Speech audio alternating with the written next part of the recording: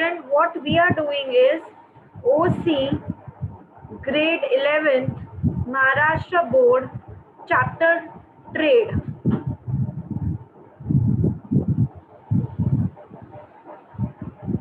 Okay, the chapter is trade. अभी trade जो है आपके बुक में ओसी में चैप्टर नंबर 2 है. ट्रेड दो तरह की होती है. One is internal trade and the other is external trade.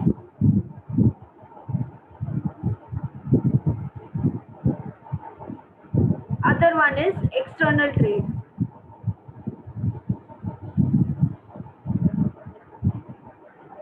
Okay. Internal trade within the geographical boundaries of your country. External trade पूरे वर्ल्ड में इंपोर्ट एक्सपोर्ट सब आप कर सकते हो, दैट इज एक्सटर्नल ट्रेड. तो इंटरनल ट्रेड को हम फर्दर डिवाइड करते हैं दो के अंदर.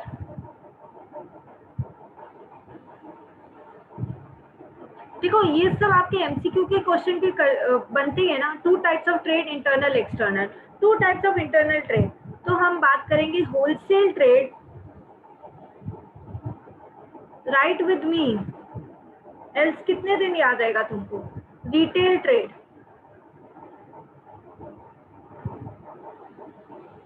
देन एक्सटर्नल ट्रेड में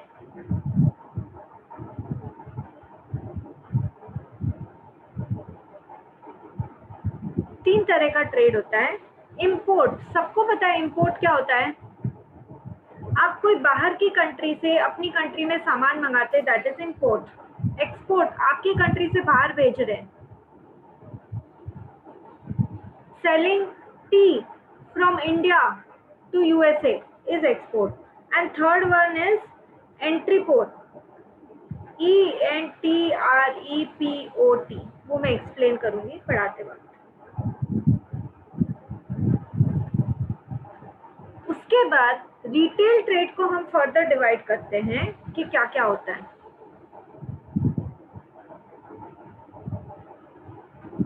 रिटेल ट्रेड में भी दो डिवीजन आ जाते हैं. One is fix shop retailers, मतलब वो वही रहते हैं, वो कहीं जाते नहीं है. Fix shop retailers.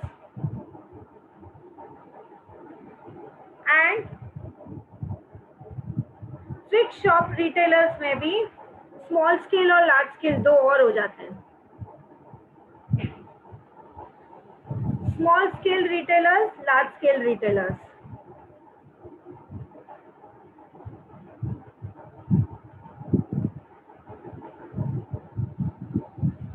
Large scale retailers. ऐसे माइंड मैप बनाना बहुत अच्छा है, एग्जाम से जस्ट पहले देखना ही पड़ेगा.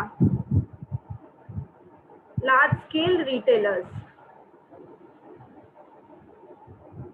स्मॉल स्केल रिटेलर्स में क्या है, आपके आसपास में आपने देखा ही होगा जनरल स्टोर्स.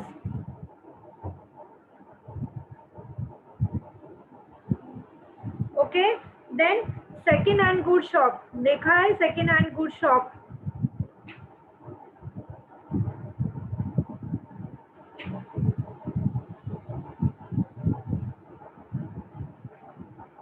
उसके बाद ऑथराइज्ड डीलर होते. Authorised dealer of so and so motor parts या स्कूटर्स, ये सब ऑथराइज्ड डीलर्स.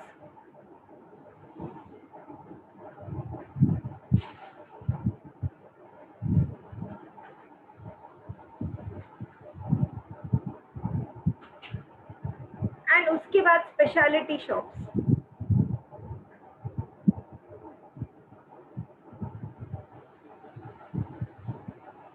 अब लार्ज स्केल में सबसे पहले डिपार्टमेंटल स्टोर. हर कोई गया है शॉपिंग करने डिपार्टमेंटल स्टोर में.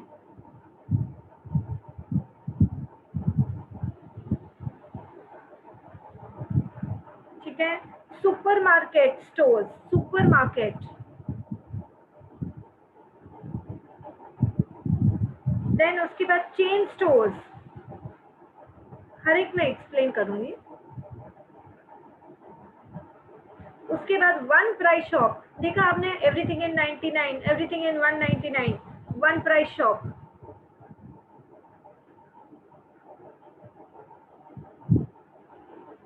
And malls, because of corona malls are closed.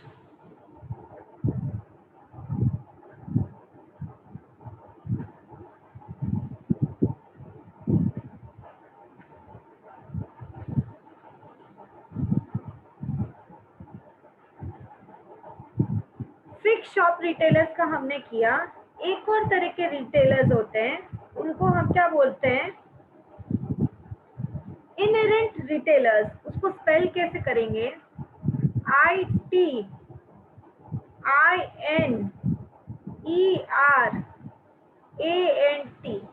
Inherent retailers. और ये आप है ना देखते हैं सड़कों पे, मतलब ठेले लेके जाते हैं जैसे hawkers, peddlers.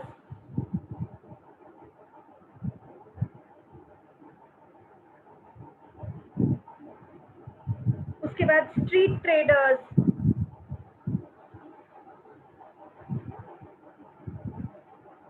Cheap Jacques,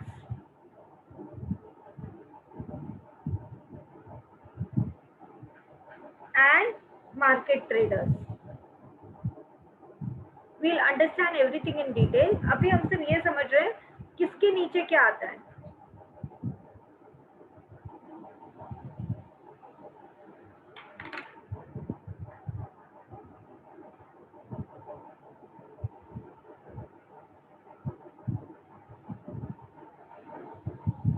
So एक मिनट ध्यान से देखो.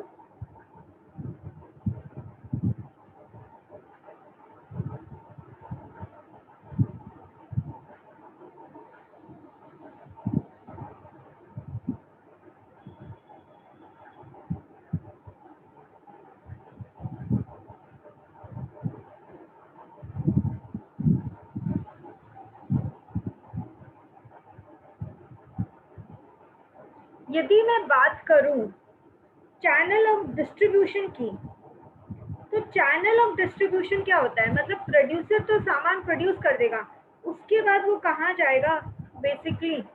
तो चलिए, can I erase the board children? Yes ma'am.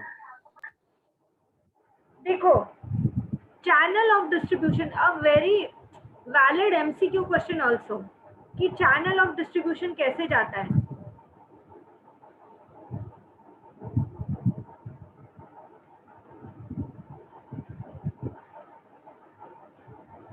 सबसे पहले आता है प्रोड्यूसर या मैन्युफैक्चरर. प्रोड्यूसर गुड्स प्रोड्यूस करके किसको पास ऑन कर देगा, होलसेलर. होलसेलर से अपने नीचे शॉप से अपने को 2 पेंसिल 2 पेन चाहिए तो अपन लोग रिटेलर की शॉप पे ही जाते हैं ना, रिटेलर. और रिटेलर से फाइनल कंज्यूमर आता आप सबको होगा, पर इसको चैनल ऑफ डिस्ट्रीब्यूशन पूछते हैं, बोलते हैं. चैनल ऑफ डिस्ट्रीब्यूशन का क्वेश्चन आता है तो ये लिखना होता है. Okay ma'am.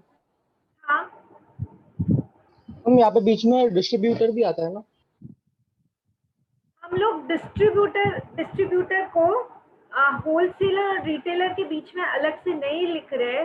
हम लोग यही मानते हैं कि इसी के अंदर हो गया, मतलब अलग से डिस्ट्रीब्यूटर वर्ड यूज हाल फिलहाल आपके बोर्ड के चार्ट में नहीं है. Okay okay.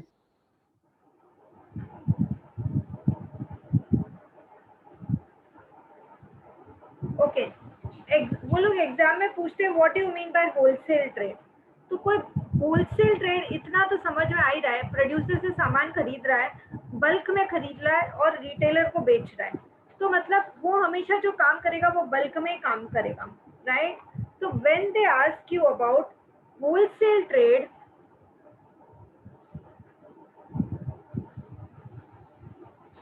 ये ट्रेड यदि मीनिंग पूछेगा होलसेल ट्रेड का, तो आप क्या बोलोगे. देखो, सबसे easy meaning, that he is neither himself a producer या मैन्युफैक्चरर नॉर अ रिटेलर. देखो, he is neither a producer nor a producer या manufacturer nor a retailer, मतलब वो न तो प्रोड्यूसर है न तो रिटेलर है, but acts as a link between the two.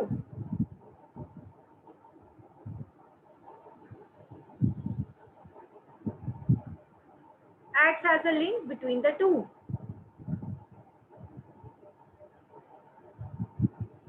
This is about your wholesale trade.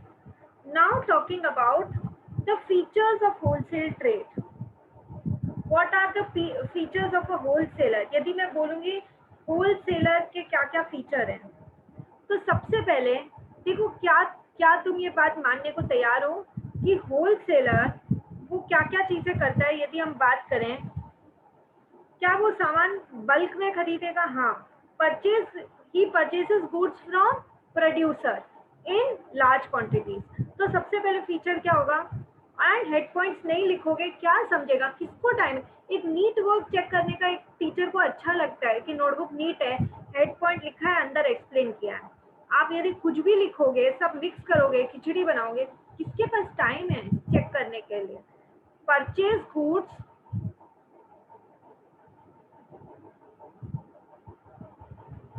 From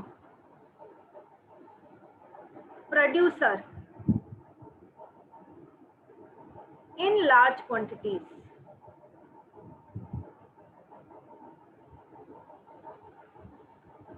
large quantities में वो गुड्स प्रोड्यूस करता है. उसके बाद जो भी डिस्ट्रीब्यूशन की रिस्क है वो कौन ले रहा है? होलसेलर. आपके एमसीक्यू मतलब आपके ऑब्जेक्टिव का क्वेश्चन, उसने तो सामान खरीद लिया है ना प्रोड्यूसर से, सारी risk in the process of distribution is taken by wholesaler. This can be asked in exam. He takes risk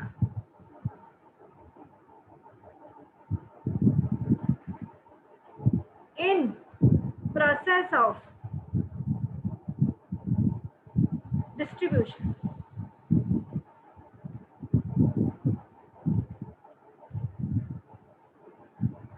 okay, क्योंकि वो बल्क में सामान स्टोर करता है. जैसे कोई होलसेलर है घी का, सिर्फ घी रखेगा ना और कुछ नहीं, तो घी रखेगा या ज्यादा से ज्यादा घी तेल, मतलब very few things.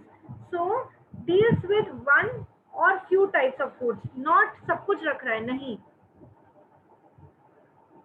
Deals with one और फ्यू टाइप्स ऑफ फूड्स. क्योंकि वो बल्क में सामान खरीद रहा है तो उसको कैपिटल भी तो बल्क ही चाहिए. तो नेक्स्ट फीचर जो हम होलसेलर की बात करेंगे वो क्या होगा? Large amount of capital is required because he is buying in bulk.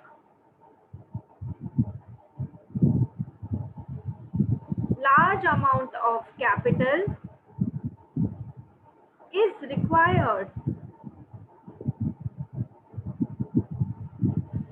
ये नहीं कि आज है ना वो 10 पीपे घी के खरीद के और बोलेगा कि चलो मैं होलसेलर हूँ. अरे नहीं, बल्क में खरीदना पड़ेगा, स्टोर करना पड़ेगा. जैसे रिटेलर मांगेंगे कि भेजो सामान, भेजना पड़ेगा. ओके,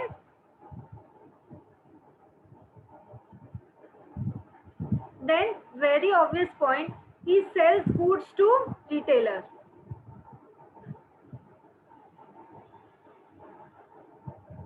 वो डायरेक्ट कस्टमर को नहीं भेज रहा है.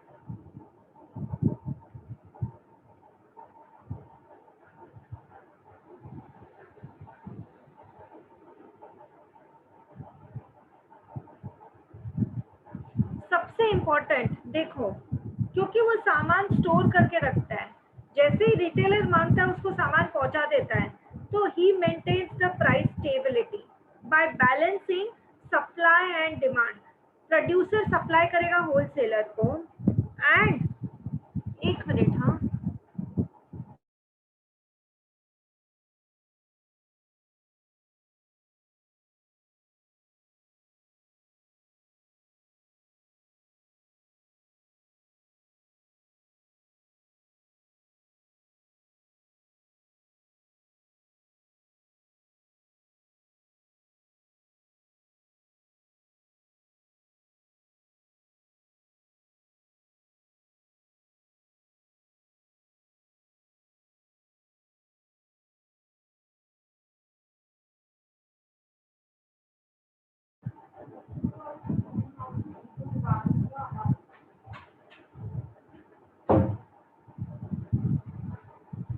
maintains price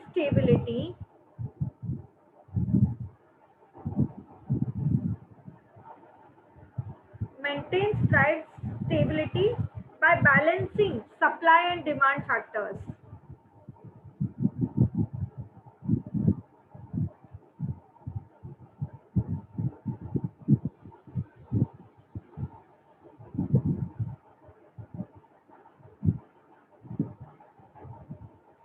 तो ये सारे काम हम होलसेलर के फीचर्स बोल रहे हैं.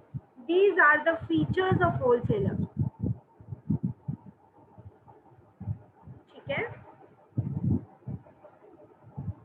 और कई बार क्या होता है, प्रोड्यूसर तो प्रोड्यूस करके सामान दे देता है, वो लोग है ना पैकिंग भी कई बार ऐसा होता है कि होलसेलर ही पैकिंग कर रहा है, होलसेलर ही उसकी ग्रेडिंग कर रहा है. अब जैसे गेहूं है, गेहूं कई तरह की वैरायटी का होता है ना, 24 रुपीज के जी, 30 रुपीज के जी, 35 रुपीज के जी.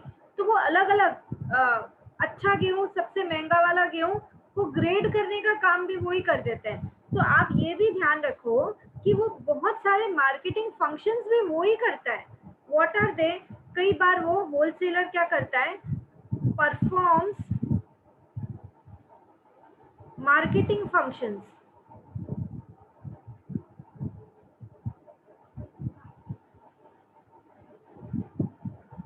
कौन से मार्केटिंग फंक्शंस वो परफॉर्म करता है? देखो, ऑब्जेक्टिव के लिए ये क्वेश्चन बनता है, इसलिए ध्यान रखो. असेंबलिंग, सामान को असेंबल करके, कई बार असेंबल करता है, पैक करता है. उसके बाद वेयर हाउसिंग, गोडाउन में स्टोर करना.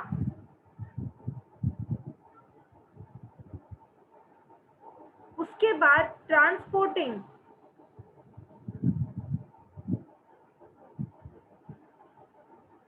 उसके बाद एडवर्टाइजिंग. कई बार वो इतने बल्क में सामान स्टोर करता है, वो ही उसको बेचने की कोशिश करता है और वो ही एडवर्टाइजिंग भी करता है. फिर ग्रेडिंग, ग्रेड 1 का सामान है, 2 का है, 3 का है, उस हिसाब से उसकी प्राइसिंग, पैकेजिंग भी करेगा. ग्रेडिंग,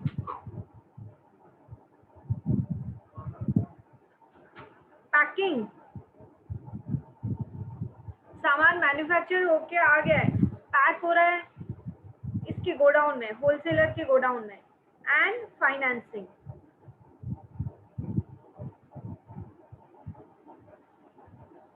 वो पूछ सकते हैं कि असेंबलिंग, वेयरहाउसिंग, ग्रेडिंग, पैकिंग कौन किसका फंक्शन है?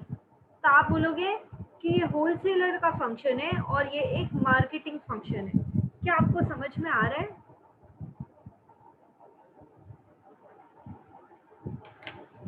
Yes, ma'am.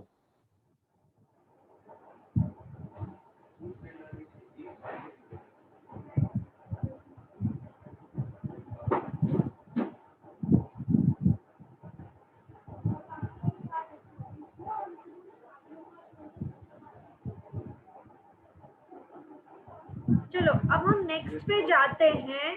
Meaning of retailer. Retailer किसके डायरेक्ट कांटेक्ट में होता है? Customer. Customer, right?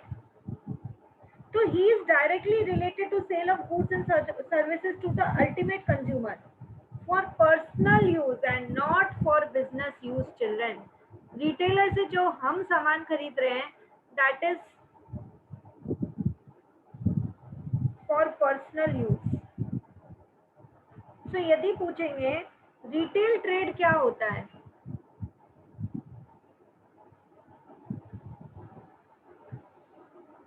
it is an activity directly related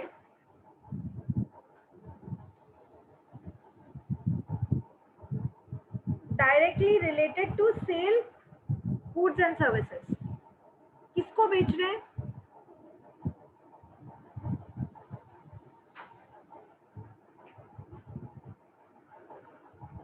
To sell goods and services to the ultimate consumer.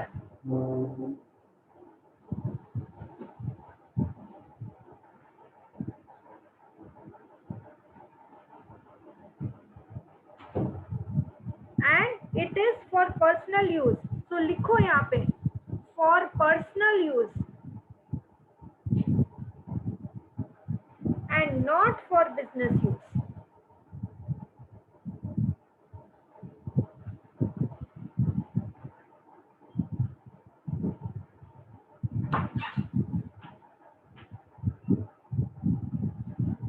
तो यदि मैं रिटेलर के फीचर्स बोलूंगी, यदि मीनिंग समझ में आता है तो फीचर्स तो हम खुद से भी बोल सकते हैं, सिर्फ हेड पॉइंट याद करके अंदर का मैटर हम खुद से लिख सकते हैं। फीचर्स ऑफ रिटेलर्स क्या होगा? सबसे पहले तो तुम यही बता दो ना कि वो किसके और किसके बीच में लिंक है, तो तुम बोलोगे link between wholesaler and customer. तो फर्स्ट फीचर क्या हो गया? Link between wholesaler and customer.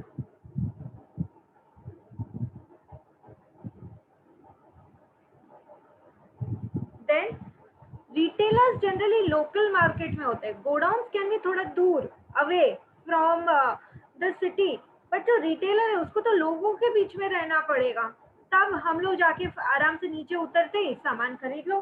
तो ऑपरेट्स इन लोकल मार्केट। यदि हम मीनिंग फीचर्स अच्छे से लर्न करते हैं तो एमसीक्यू हमारा अपने आप आएगा। ऑपरेट्स इन लोकल मार्केट, उसके बाद ये वेरियस गुड्स एंड सर्विसेज में डील करता है and that too in very small quantity. ऐसा नहीं है जैसे घी का होलसेलर है तो घी में ही डील करेगा, वो भी बल्क में, जबकि रिटेलर क्या होगा? Deals in various goods.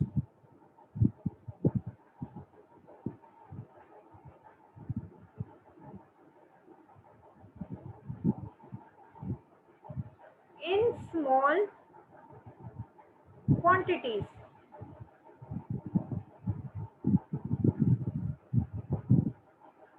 उसके बाद क्योंकि आप रिटेलर हैं, आपको चीजें बल्क में तो खरीदनी नहीं है, सो लिमिटेड इन्वेस्टमेंट इज रिक्वायर्ड।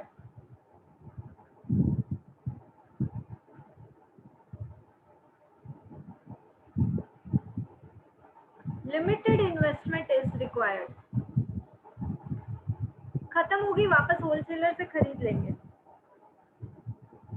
इसमें रिस्क कम है, लेस रिस्क एंड प्रॉफिट भी कम है and low amount of profit. Risk लेता है होलसेलर, यहाँ पे less risk and low amount of profit.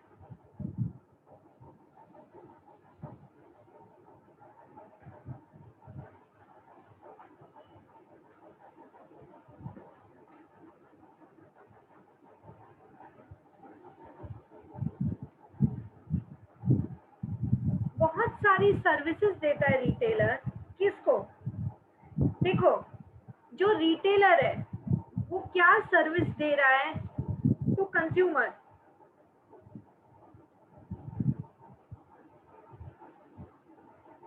Services to consumer given by retailer.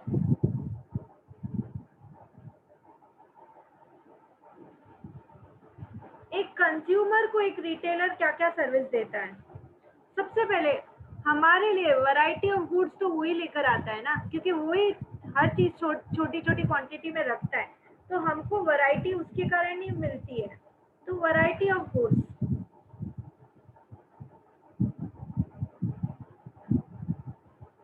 उसके बाद रेगुलर सप्लाई करता है, सामान खत्म होगा वो शॉप में भरेगा उसको। रेगुलर सप्लाई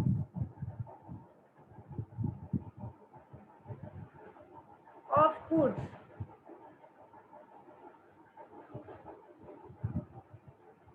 ठीक है, उसके बाद जब हमको जो चाहिए वो मिलता है तो इम्प्रूव स्टैंडर्ड ऑफ लिविंग।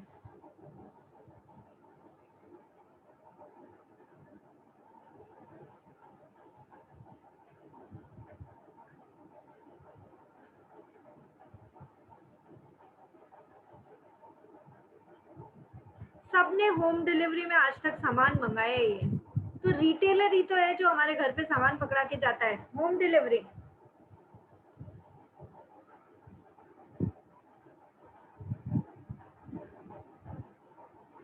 कई बार हम ऐसा कर देते हैं, भैया लिख लो महीने का सामान, 1 महीने के एंड में देंगे, तो हमको वो क्रेडिट फैसिलिटी भी तो दे रहा है, क्रेडिट फैसिलिटी।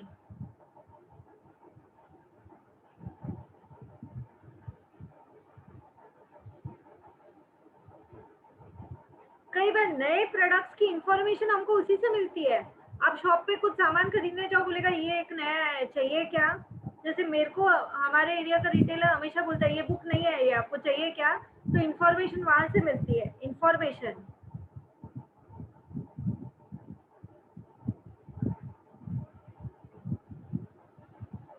और लोकल है, वो लोकल है, तो आज सब कुछ नीचे उतरते ही मुझे मिल रहा है, ये कन्वीनियंस नहीं है क्या?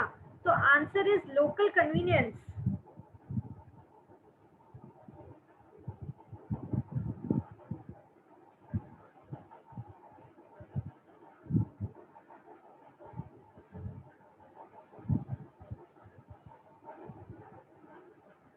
फिर पेरिशेबल गुड्स वो सेल करता है।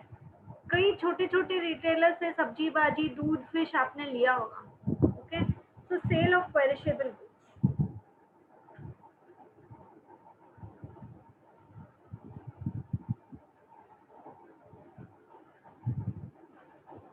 इसको कैसे याद कर ले आप, देखो वैरायटी ऑफ गुड्स का वी पकड़ लो एक बार, ठीक है? वैरायटी ऑफ गुड्स का वी पकड़ लेते हैं, ठीक है? क्रेडिट फैसिलिटी देता है, उसका सी पकड़ो। Regular supply of goods and standard of living का एस ले लो। इंफॉर्मेशन का आई ले लो। उसके बाद लोकल कन्वीनियंस तो यही देता है ना, तो कन्वीनियंस का हम सी ले लेते हैं। होम डिलीवरी कराता है, होम डिलीवरी, तो होम का हम एच ले लेते हैं। And supply of perishable goods, तो पेरिशेबल वर्ड याद रहेगा तो आप ये लिख सकते हैं, पेरिशेबल का पी ले लो। तो हमको बेसिकली मिल क्या रहा है, देखो वैरायटी ऑफ गुड्स का वी मिला, उसके बाद क्रेडिट फैसिलिटी और कन्वीनियंस के हमको सी मिला है, राइट? 2 सी है। एंड उसके बाद supply of goods standard of living, तो एस भी है। Supply of goods standard of living S square. उसके बाद इंफॉर्मेशन हमको इससे मिलती है, होम डिलीवरी और पेरिशेबल गुड्स, तो information home delivery perishable goods. इस तरह से आप याद कर सकते हैं। Services of consumer given, services given by retailer to the consumer. तो यदि मैं देखूं तो देखो मैं ऐसे एक मेमोनिक्स बना सकती हूँ, S H I P, ship, जिसमें एस 2 पर आया है, ship VC square, ship VC square. Okay, कैसे? ये मैंने बनाया है, आपको अपना कुछ बनाना है, बना लो। कई बार रिटेलर होलसेलर को भी सर्विसेज देता है, वो क्या हो सकती है? होलसेलर को जो वो सर्विस दे रहा है, यदि मैं बोलूं एक रिटेलर ने होलसेलर को क्या क्या सर्विसेज दी,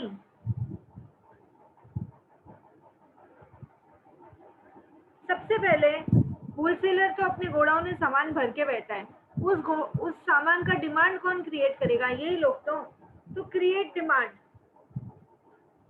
होलसेलर के सामान की डिमांड क्रिएट करता है रिटेलर, क्रिएट डिमांड। उसके बाद मार्केटिंग में हेल्प करता है।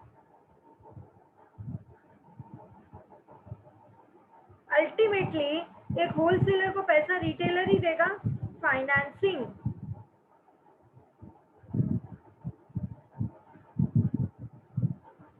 देन दे अट्रैक्ट कस्टमर्स, वो कस्टमर्स अट्रैक्ट करेगा, सामान होलसेलर का ही बिक रहा है ना, तो attract customers.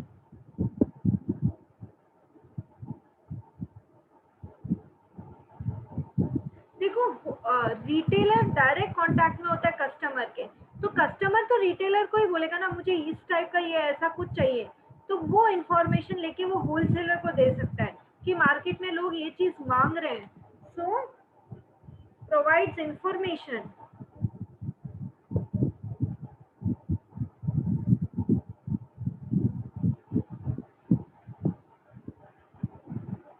And he is the connecting link, ये तो हमने पढ़ा ही था, कनेक्टिंग लिंक है retailer between consumer and wholesaler, तो he is the connecting link.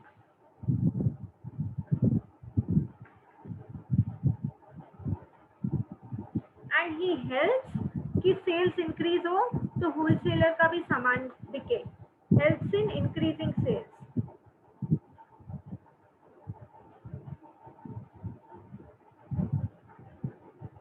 Okay, कई तरह के रिटेलर्स होते हैं। हॉकर्स क्या होता है, they move from one place to another carrying goods in their hand cart, हाथ हाथ के ठेले पे सामान बेचते हैं, सबने देखा है हॉकर्स को। Peddlers, they carry goods in there on their head in a basket और अ कंटेनर, आपने सर पे टोकरा रख के सामान लोगों को लेते हुए देखा होगा कि वो सामान बेचते सर के टोकरे पे, उनके पास तो हाथ गाड़ी भी नहीं होती, दे आर पेडलर्स। पेडलर्स पैर पे चल रहे हैं और सर पे सामान रखे हुए हैं। Street traders, they do business on footpath and busy streets in the cities and towns, crowded places में फुटपाथ पे, देखा है ना, शू को मेंड करने का शौक, या फिर बस या रेलवे स्टेशन पे फुटपाथ पे सामान बेच रहे हैं, they are street traders. Cheap jacks क्या होता है, चीप जैक्स होता है they have independent shops and temporary setup, they keep changing their place. लेकिन मार्केट ट्रेडर्स क्या होता है, they open their shops on market days on different places on a fixed day, जैसे तुमने सुना होगा अपने एरिया में Thursday market, they are market traders.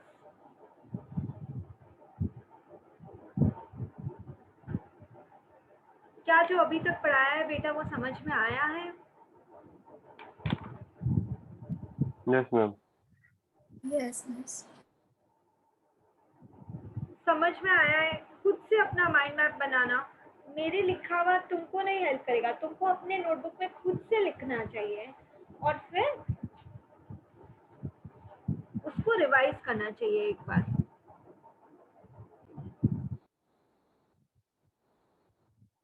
चलो बाय चिल्ड्रन।